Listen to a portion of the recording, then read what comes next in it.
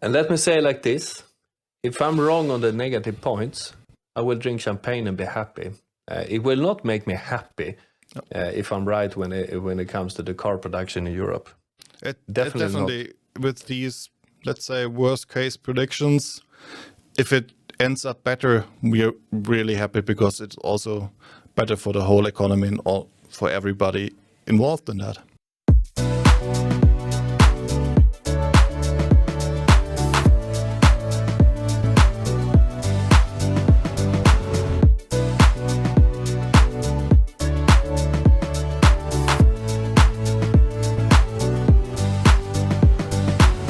Hello and welcome back to the Gold Casting podcast.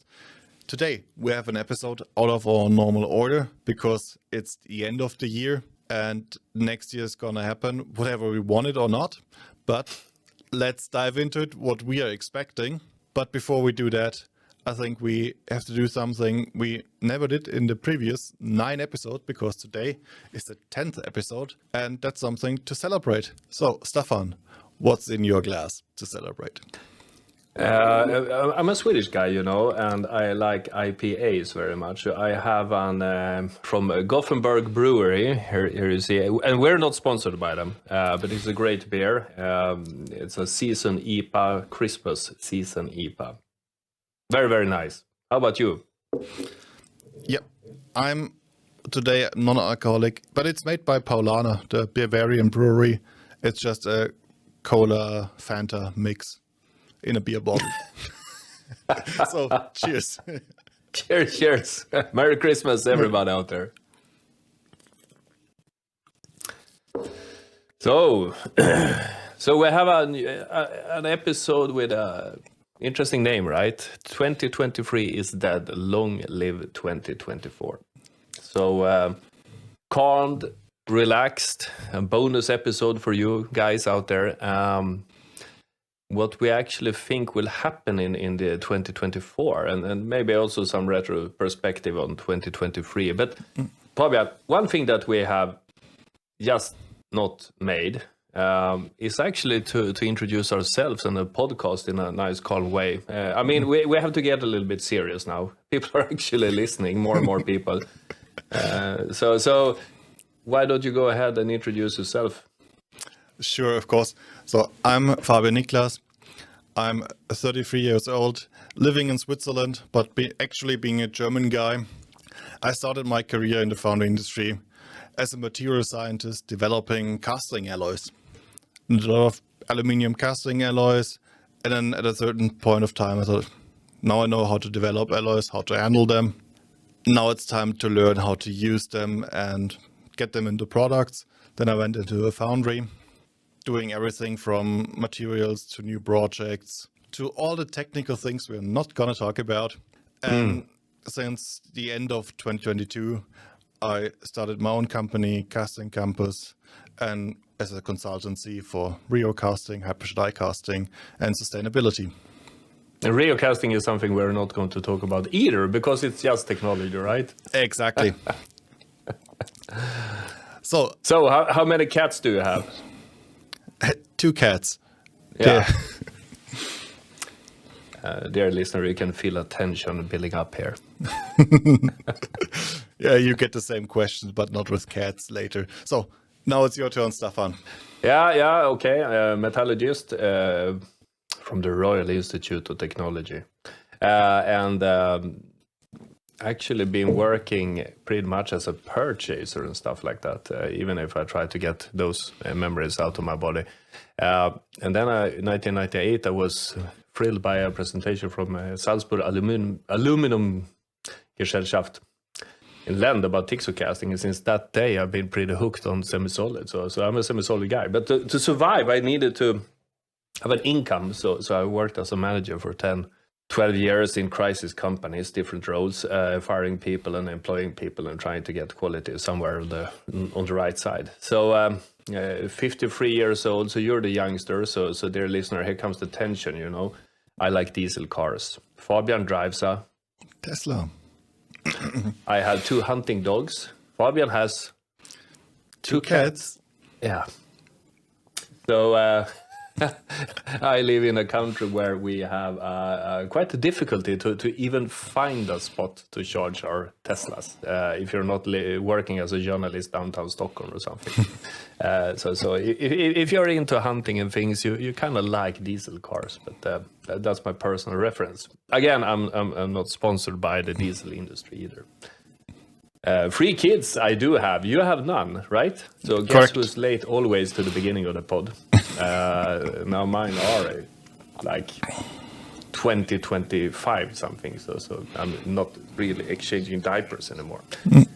Anyway, anyhow, so that's us in a nutshell. A young guy driving a super fancy electrical car and an old guy driving a diesel car.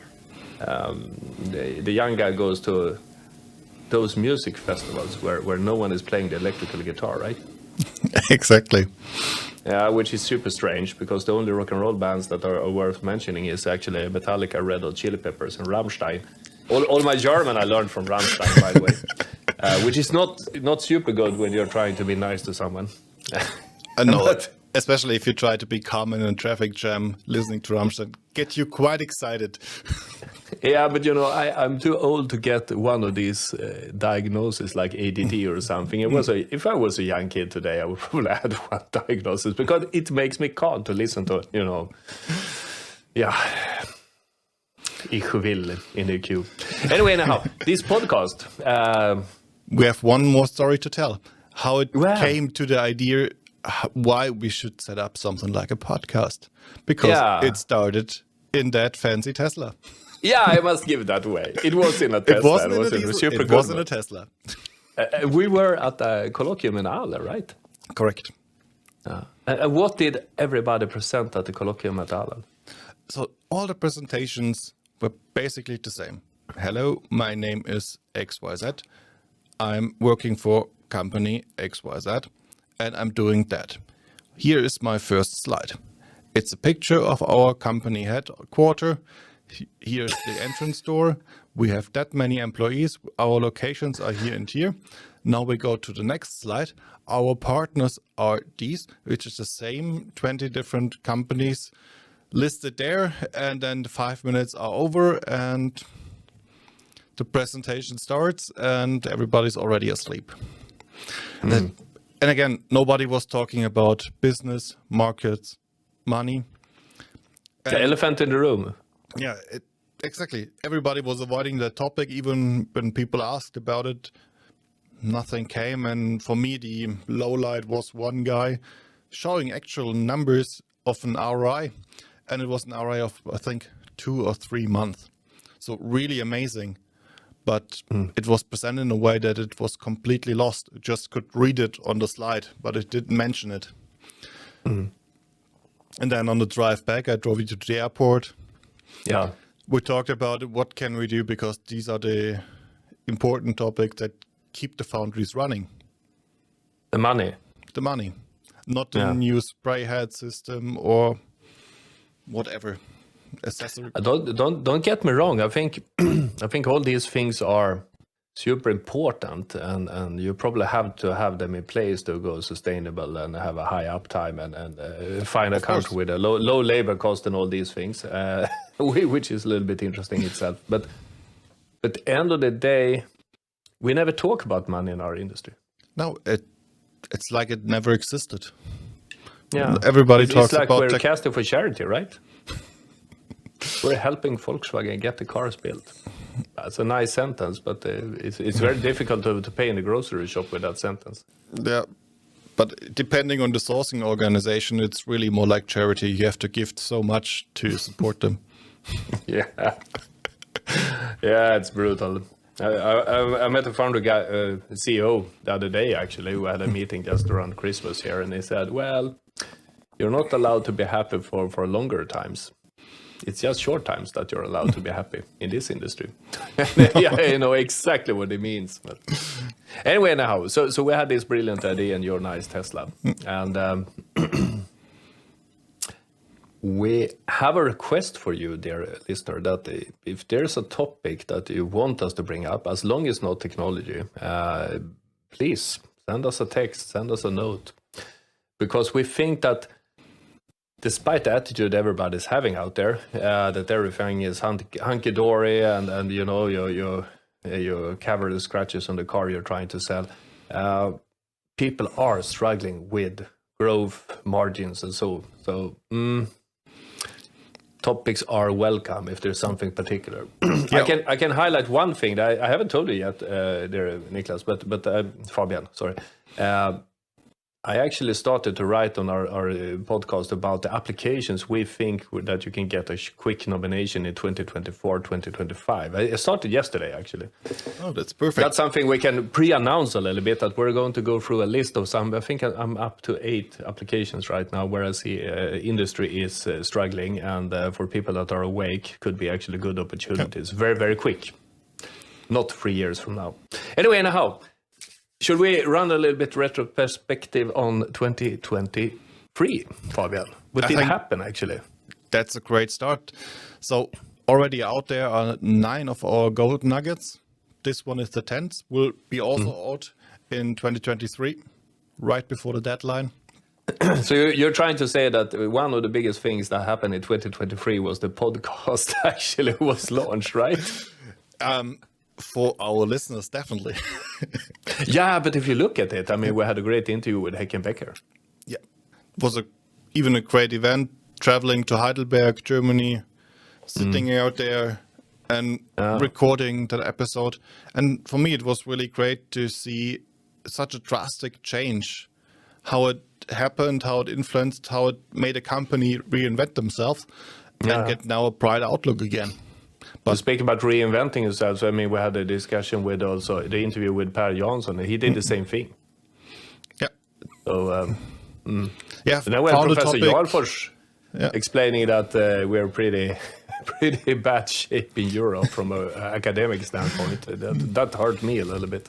That was quite hard, as we asked him about, is Europe still ahead? And he just said, no, China is way ahead. Actually hear that from some purchasers that I'm surrounded with also. Well, but looking at 2023, we saw some more things. Mega castings, the big trend, right? Everybody's buying a 6,000 ton or a 9,000 ton or rumors about 12,000 ton machines. And so, I mean, this is a New Year special. It feels a little bit like a dick measuring contest right now out there. But first you could have a big machine, but now you have to have many big machines. So it's always the same thing. Yeah, but I don't see it stopping. No, it will continue. That makes it even harder for the smaller foundries who's not be directly attached to the car production plant and still want to use their 800 to 2,000 ton machines. Yeah. Another thing that I noted in 2023, which was a new thing for me, was that people actually started to speak about it's not that easy to cast a mega casting. Yeah, I hear it from here and there right now. There's a porosity problem, there's an elongation problem, there's problems to meet specifications, a little bit here and there. Especially it's a large part, you can always find an area where it's critical. Yeah. Speaking about more things that happened in 2023, still a war in Ukraine. Who could believe it? That's something quite surprising, and also even to this day, not all the products and production lines worldwide are back in order. It's still, for many things, it takes you time to get it. Yeah. I mean, despite the tragedy, we also see some other interesting phenomena around that just getting the grain out to people that are starving in Africa. So a lot of things. We also saw, going into the bad things, forecasting of European car production started to drop, right? In 2023. Yeah, you saw it somewhere in autumn where the first founders said, oh, the numbers are going a bit down, so we have time for trial castings, and they continue to plummet. So now it's getting really critical. Speaking of which, should we try to make a forecast of 2024 then? Maybe we need a sip of that beer first. That's the idea. Cheers.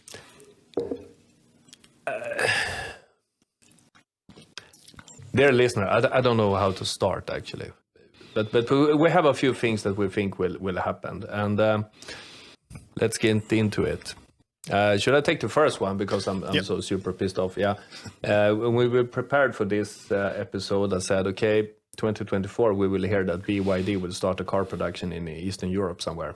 And when was it? 22nd or 23rd of December, we had a press release from BYD that they're starting car production in Europe.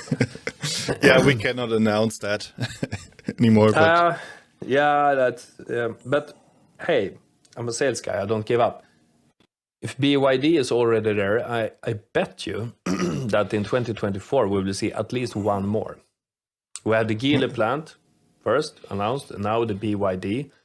You have guys like, I don't know, NIO, maybe. yeah, or Xiaopeng, some of them, or Yeah. GAC, I don't know, Great Wall, whatever, of these companies which are quite taken over the Chinese EV market, and also have, let's for Chinese market, luxury EVs, which would be middle class here in Europe, and to very affordable prices.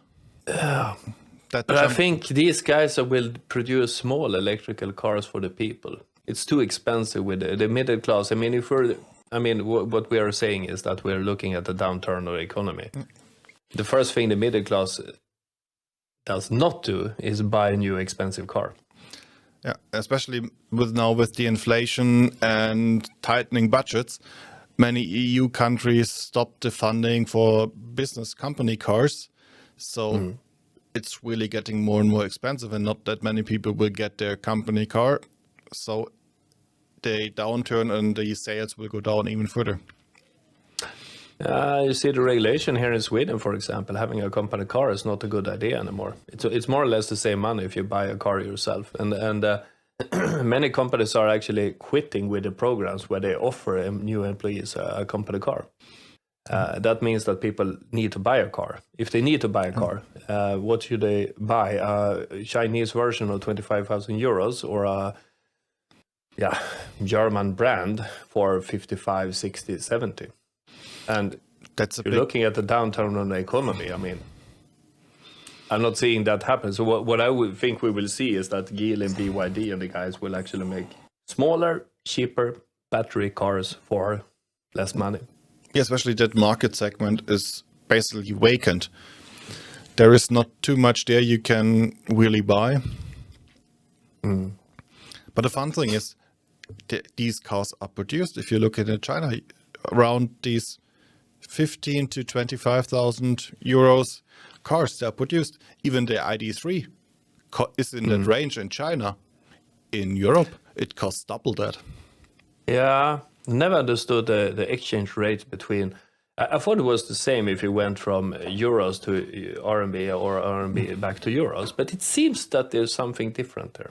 I must just make myself stupid now. It seems that something is happening on the way to China, or when it's built in China. Anyway, speaking about the car makers, we have already seen it, but I bet that in a year from now, when we summarize and bring out this old script, we will say that we were right when we said that 5 foundry groups, China, will announce building new foundries in Eastern Europe in 2024. And that's something that will accelerate if more than our prediction of Chinese automakers will set up their plant in Eastern Europe.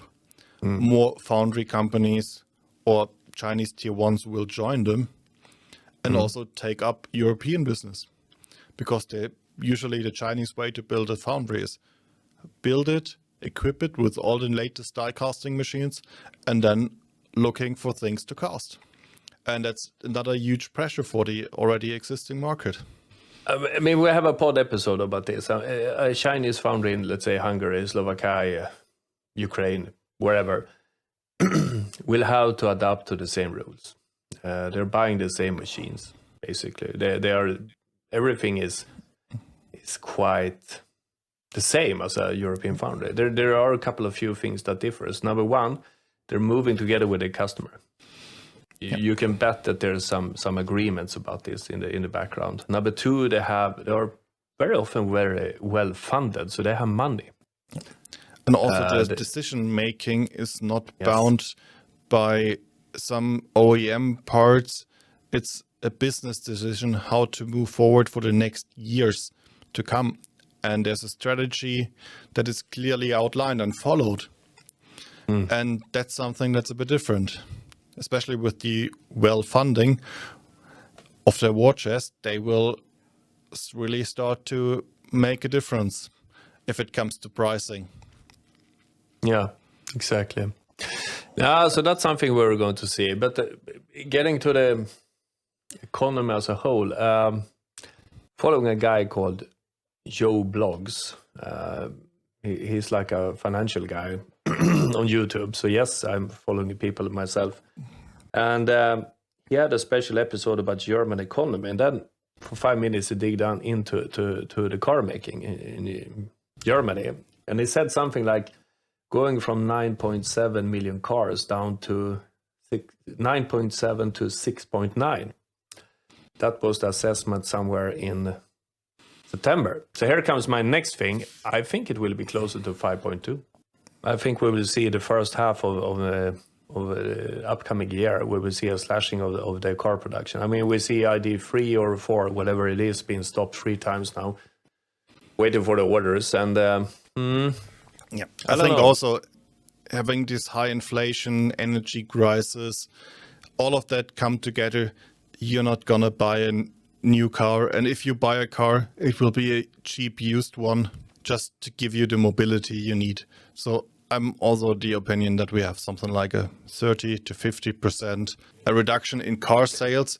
It doesn't really matter for the luxury cars. So that doesn't really impact it. But everything that's for everybody, that these are the cars that will be the cheap I cars. don't agree with you on the why we have the downturn. I think this downturn is actually fueled by the real estate crisis in China, because we see more and more Chinese companies that are going Chapter 11 elsewhere, actually, and I think this is spilling over, because if you look at the economy as a whole, the amount of money that's being printed, because it actually generates the dollars and the yens and all that. And what's happening now, when you are borrowing and borrowing and borrowing in 3-4 steps, and when you start to have like a 25% reduction of the value somewhere, you start to have a big problem, and then it's like a domino game. And yeah, especially now you have to pay interest on that. Yeah, which is another thing then. This is bringing up the interest rate. So fighting inflation, saving your real estate companies, still trying to have an interest rate that doesn't kill the real estate, is actually an impossible equation. And I think you will see that in Sweden as well, because housing, living is just far too expensive. So this will probably be, I wouldn't say the worst downturn of economy that we've seen, but I think it will be quite severe. That's what I'm saying. Yeah, especially this downturn will more hit the people than if it's like a banking crisis that just targets a certain group of people. This one will target everybody. Yeah, banking crisis, we never noticed, but someone is putting in 1,000 billion euros into the system. I mean, the last lender is always the government. Yeah, they have to guarantee this. So the only thing that happens is that the citizens in that country has a larger debt, but they don't notice that it's happening more or less. This is happening in the dark. And especially for something like that housing crisis, you have to bail out 2 banks and everything can reset. But how could you bail out millions of people that suffer to pay their rent because it increased again? Yeah. So one of the real estate guys here in Sweden, his stock value went down with 96% the other week. That kind of tells you that he has some kind of a problem. That the stock market all of a sudden evaluates him 5% of the value they thought last week. It's crazy, I know, but I'm a little bit older than you are, Fabian. So I was actually around when we celebrated when our interest rate on our mortgage went down to below 7%. Then we drank champagne. It was 6.9, and we had some sparkling wine. We couldn't afford champagne, so because it came from 14%. Yeah, that's different times. And then when you hear kids saying that, oh, it's so expensive with 2.5% of interest rate. Yeah, okay, come on. We've seen the others. Yeah, Yeah. definitely is the difference. Another thing that will impact us starting from somewhere next year will be the 2026 CBAM. This, Yes. you see, it's a European regulation. And in my perspective, you see a lot of ignorance within Europe. And again, the Chinese foundries groups already reacting and moving also to Eastern Europe, well, not impacted by that CBAM. Yeah. So what will And happen? especially for you listener, if you don't know what CBAM is, now is the time to look it up and start preparing for sustainability, because that's something that will impact purchasing decisions, and be prepared. You take it from that angle, which is super correct. I will take it from my angle. Finding someone who can do something around sustainability will be difficult. And when you find a consultant that can help you out to sorting all this paperwork out, it will be very expensive. So if you're a consultant listening to this, call us and we can give you a few hints how you can actually pivot your business, employ a few guys and actually start to speak CBAM Monday to Saturday. That work market is going to be brilliant. Trust me. Especially if you then have the consultant and pay the fortune and then want to get things moving. And there's a high likelihood that you're already too late, because if you want to use secondary aluminum, these scrap streams are quite limited. So if you look at your 20, 30-year-old cars, you have sheet metal with a high iron content, and you have 226 brackets, 3.5% copper. You don't want to have that near your high elongation alloys. So there's very limited amount of aluminum you can buy, and if you don't secure your scrap streams already, you don't get any, and then you don't get new business because it's required to have. But we always say that this is about money, right? Profit and growth. I don't have this on my list, but I think the guys that will make most money next year and in the years to come will actually be the guys buying and selling scrap. I think so too, because you already see for certain grades, they are more expensive than the primary aluminum. Yes. I can give you another evidence that this is important. We had a sustainable day at my job. By some reasons, we work with this. And then there's a group of companies. And we're making a trial casting. And the guy said, yeah, why don't we invite others in the group? Because we've been running this group for a year now. And I said, yeah, sure. And then I felt, who is going to travel 4 hours and 9 minutes from Stockholm down to Skillingaryd before Christmas? The weather was not super lovely, a lot of snow, you know. You can see the picture, and dark until 9 o'clock in the morning, and the sun sets 2 o'clock, right? You got the picture. We had 22 people in the room. We had telecom guys, we had truck guys, we had the medical equipment guys, we had the foundry guys, we had the foundry guys from Canada coming. That is how serious your customer is looking at this if you're a foundry. That's the level of at least in Sweden, the commitment and the interest they have.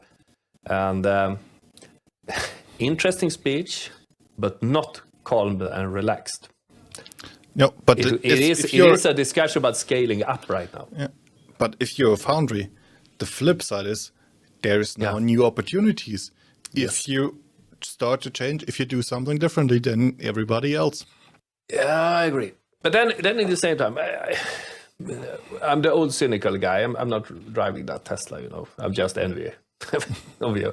But I think one thing that we will see in 2024 is a slight change of attitude and actually a challenging of that new law that was taking that is banning ICEs in Europe 2035. This is not politically correct to bring up, especially if you're in Sweden, but I think it will be challenged a little bit. Yeah, or will be circumvented with something like the e-fuels, which are not able to produce in a large amount, so you're allowed to mix 95% of conventional diesel with it, and all these tactics to go around and keep the ICE longer than the ban originally said it. Because if you look at the European car makers, their big advantage is the engine. Yeah. Here comes my point why I believe this. First of all, our dear European companies does not have the cars and vehicles that people are going to buy. So they need some help. Otherwise, they will have severe problems. That's number one. Number two, there is no infrastructure for that rapid change, at least not in Sweden. I heard a number of 70% of all electrical installations has to be digged up from the ground and exchanged in Stockholm if people will start to use electrical cars, 100%. Yeah, in Germany, don't have enough energy to fuel all the Yeah, cars. that's number. Yeah, And then exactly. That's number They 3. switched off all the nuclear power plants, and the sustainable energy from the wind turbines in the north are not able to pass through in the south. And so you're basically charging your electric car with 100% of coal power. Yes. So I bet you that when we meet you, dear listener, in the next year, time around this, we probably will put check in a box that some nations, countries, I don't know, institutes will start to say we have to do something about ICE ban in 2035. Because it's a great target. I love it. I like my wood. I like my hunting. But it is not practical to have it in that short time, because it is pretty short time. It's 11 years, right? Yep, that's not far. No. And I think there's also one more thing coming up to help with that discussion. We will see the first EV scandal. I don't know what it will be. Will it be something about greenwashing, child labor for any resources for the battery? I don't know, but something will come up 2024 that support these discussions. I think it will be around safety. Yeah, Possible. Yeah, but I see a collision in a tunnel, lithium ion started to fire, people being toasted, firefighters cannot walk in, and it will be a big discussion. Is it actually safe? How should I put this? In Sweden, it's very easy to go with the big questions. But if you look at what people actually, I saw a poll, what people actually are concerned about, then they are speaking about safety, the school for the children, and that there will be a market for employment in the long run for them and their children. And if you start to address the safety thing, and you have a problem. So maybe that's not a scandal, but I think the scandal would be that everybody's telling you buy an electrical car. They will feel cheated by the government, and then all of a sudden they don't dare to drive the car because if it starts to burn or something, I don't know. Or someone is hacking the software and steer your car for you, or something is happening. A big scandal, in short. It could also be dead flamingos in red mud or something, but we will see it. I think these were the predictions. Do we have one more? Yeah. Tesla will still be the number one brand in electrical vehicles a year from now. I mean, I think that's, especially Tesla Model Y was the most sold car throughout all the cars in Europe. So I think that's likely to continue because it's a convenient electric car because it knows where it can charge.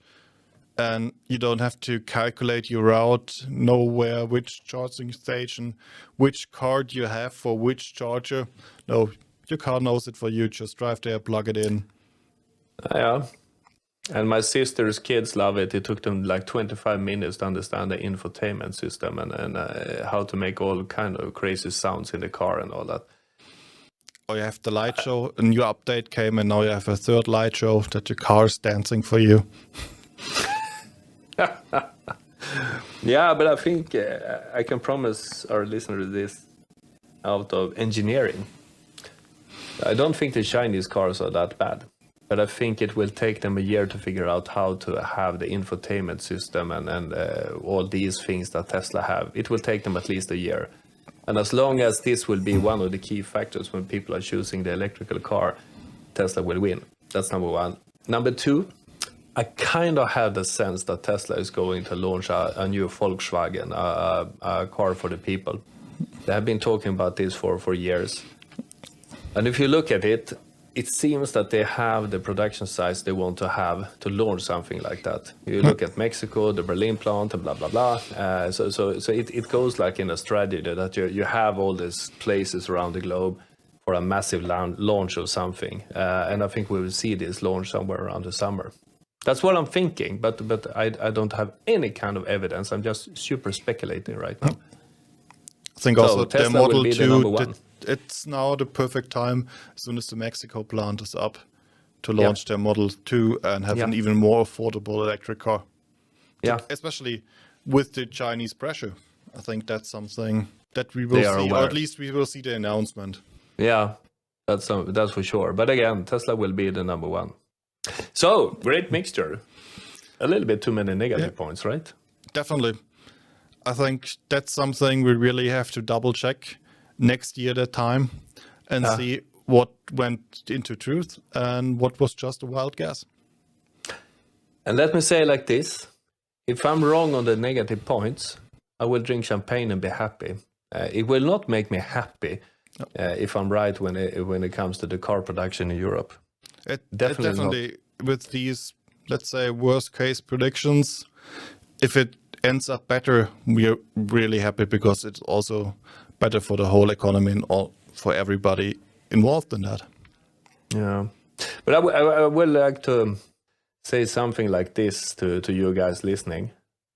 It might look bad, many things. But there's something that are for sure. The guys who take decisions and take the initiative will win, regardless of what. That's always in the end. When the smoke clears out and people are addressing the situation, who came out of this situation in a good shape or even making a small fortune out of it?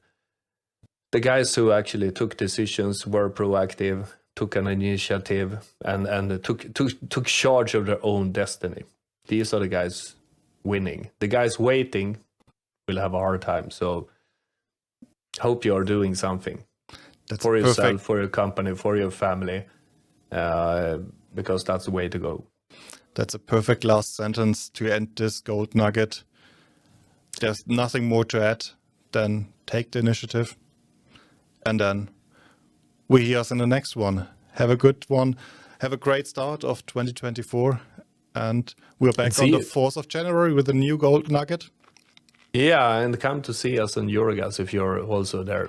We'll love to shake your hand and hear your thoughts about things. So good luck in 2024. The best wishes from us. Goodbye. Goodbye.